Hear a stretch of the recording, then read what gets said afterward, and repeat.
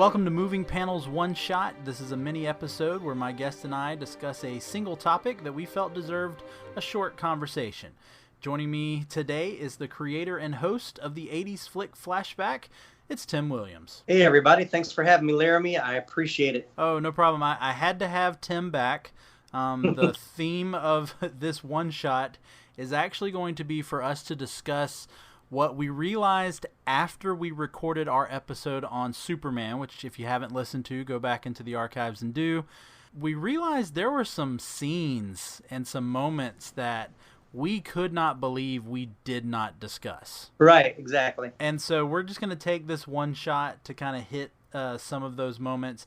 And I'm just going to go ahead and kick this off because I so kicked myself later when I was rewatching Superman, when it got to the infamous flight in the air between Superman and Lois, and we hit it in our episode, but we failed to discuss the dramatic reading, if you will, of Lois reading kind of what sounded like a poem.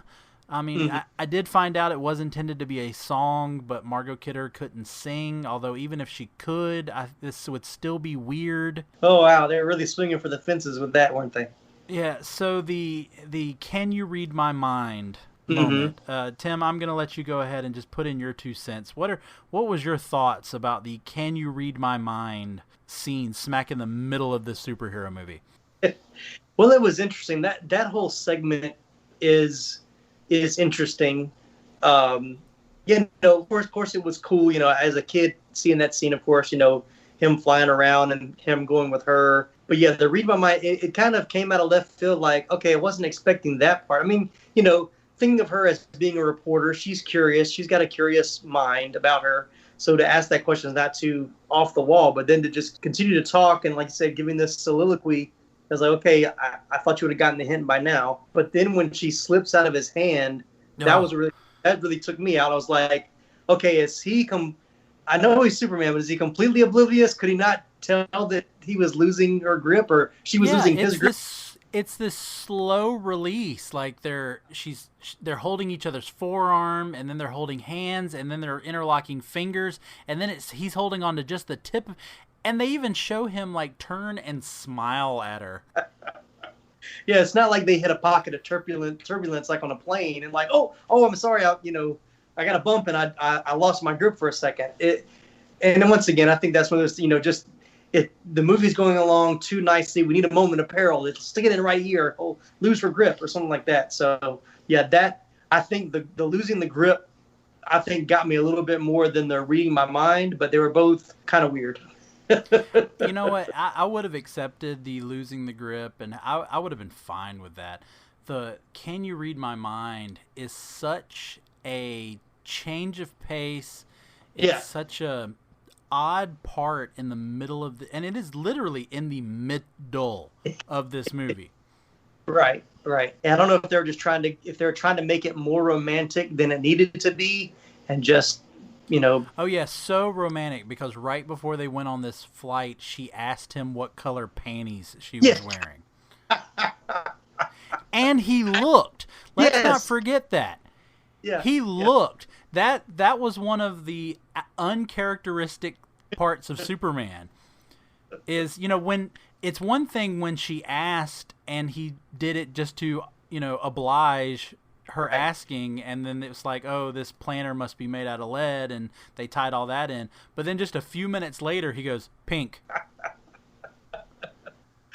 Yeah, which kind of goes back to, like we talked about in the full episode, the duality of Superman and Clark Kent, and how, they're not really the same. I mean, really not the same person.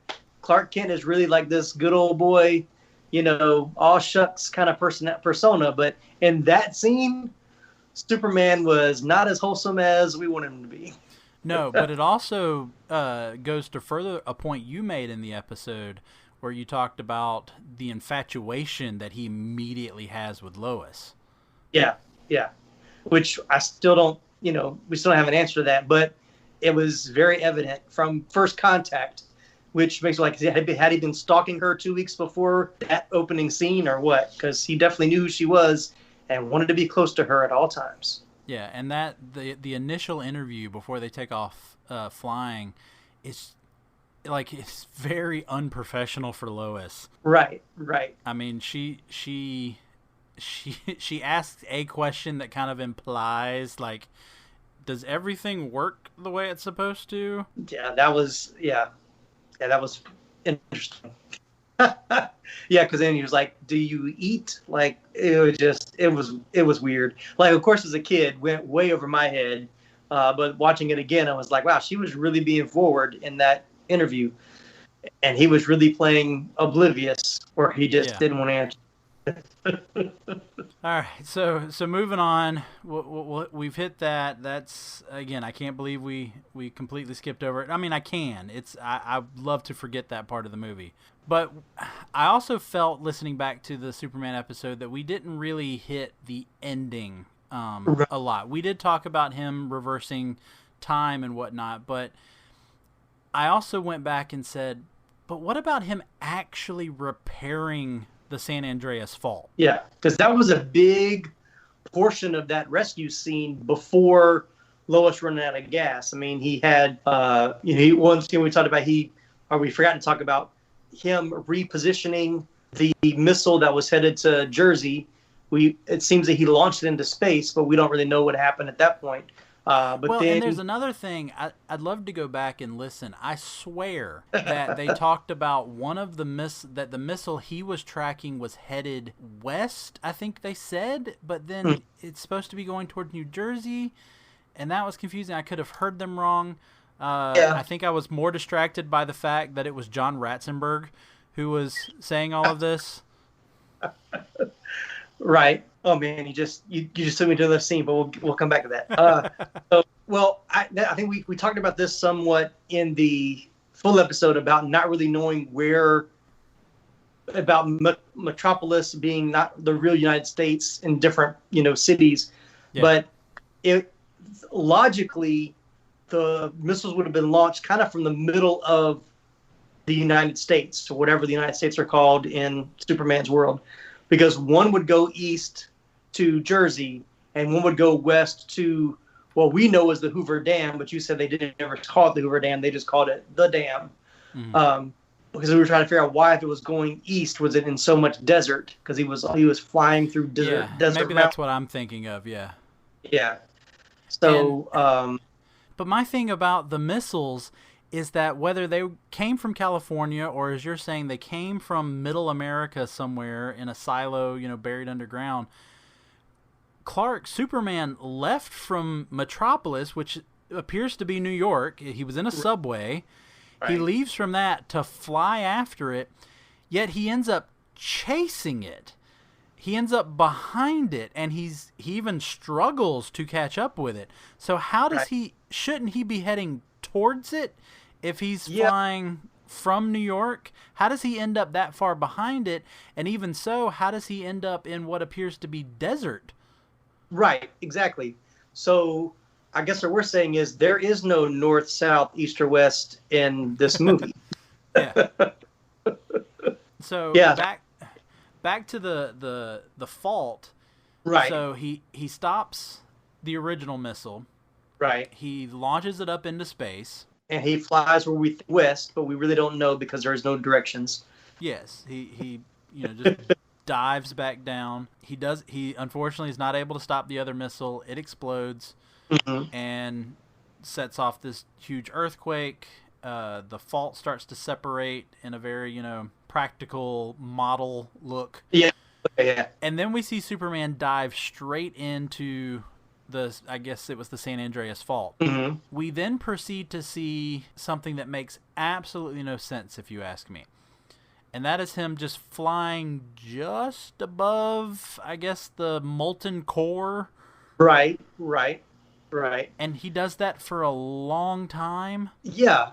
I didn't know if I didn't know if he was starting one place and trying to get to where it actually separated, or if that was just how long of a stretch of the fault had already separated. I don't know if they were trying to imply that he was trying to cool it, because we know that Superman has freeze breath, but, and this is another thing we didn't bring up in the major episode, his heat vision and his freeze breath are not used in this movie. Yeah. When you said that, I was like, oh yeah, I forgot he has that, but he didn't use it at all that I could remember. But yeah, that would have made more sense if he was. Well, I guess you don't want to freeze the Earth's core if that's what keeps it going. But he's cooling it down. That makes sense. Yeah, at least to keep himself from burning up. I mean, in this alliteration of Superman, he's obviously fireproof because if he's flying that close to heat, nothing catches on fire. Yeah.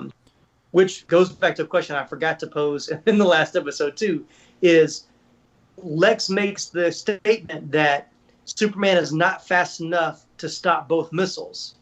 But yet, when he turns the Earth backwards, he's obviously flying incredibly fast and much faster that he would be able to get to both missiles in time. So, yeah, I forgot to mention that, but I'm glad I got a chance to do it right now. Yeah.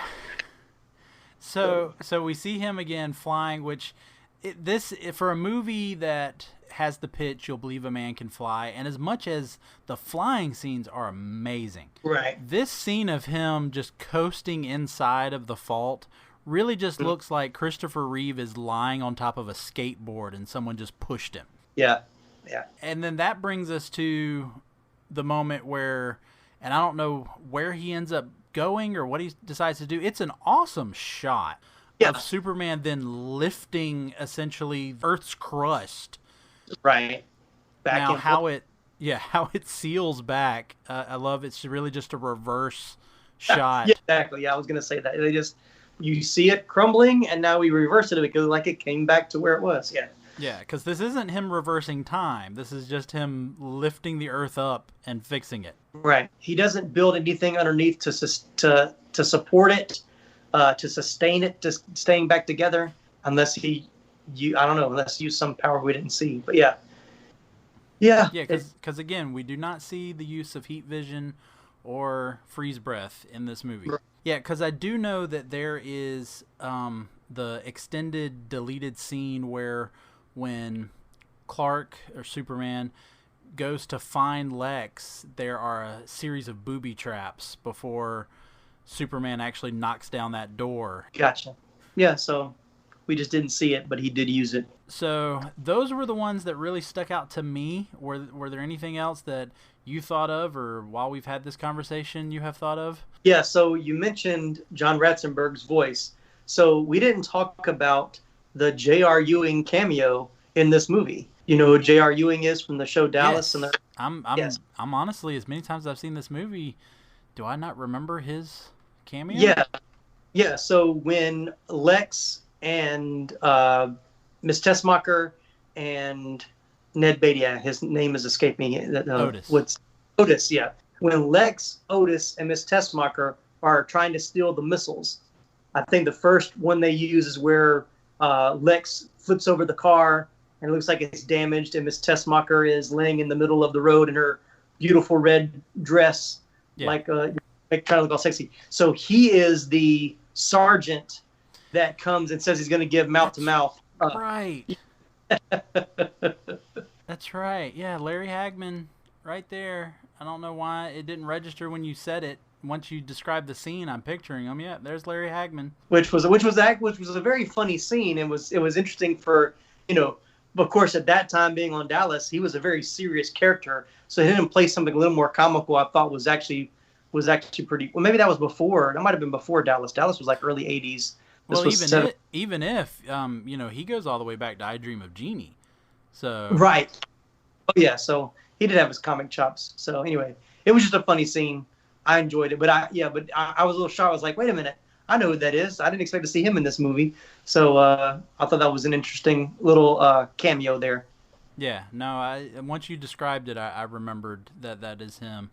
But no, the John Ratzenberger, I don't think I realized it was him until probably more recently. And that's all he is. He's the ensign or whoever that is the one watching the missiles. Yeah, I'd say I didn't catch him. So You missed one, I missed one. So it's all good. We're all even. All right, so hopefully we have fleshed out all of the holes that I'm sure some of our listeners even went, well, how did they not talk about that? Always. Hopefully we have, but hey, that's a great thing for these mini episodes, is so that we can fill in some of those holes. Sometimes you just get to talking and you skip over parts of the movie. It happens. All right, well, there you have it. There's some more for you to consider when it comes to Superman the movie.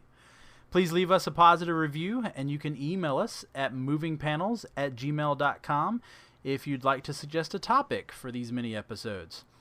And thank you, Tim. You can follow Tim with the 80s Flick Flashback Podcast wherever you get your podcasts. It's a great little show where he talks about 80s movies. You can also look up his Facebook group, the Movie Views News and Reviews, and always get some good up-to-date reviews from him and some of his other followers. And so thank you, Tim, for joining me. Appreciate it, Laramy. It's always great to be a part of a good episode or mini episode. Thanks for having me. No problem. For Moving Panels, I'm Laramy Wells, and I'll see you on the other side of the page.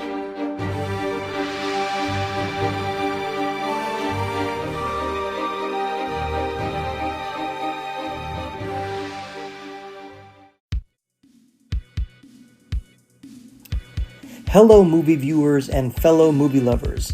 My name is Tim Williams and I'm the creator and host of Movie Views Presents the 80s Flick Flashback Podcast. See, I love the 80s and I have a great appreciation and nostalgic passion for the classic 80s flicks that birthed my love for movies and ultimately helped shape my childhood.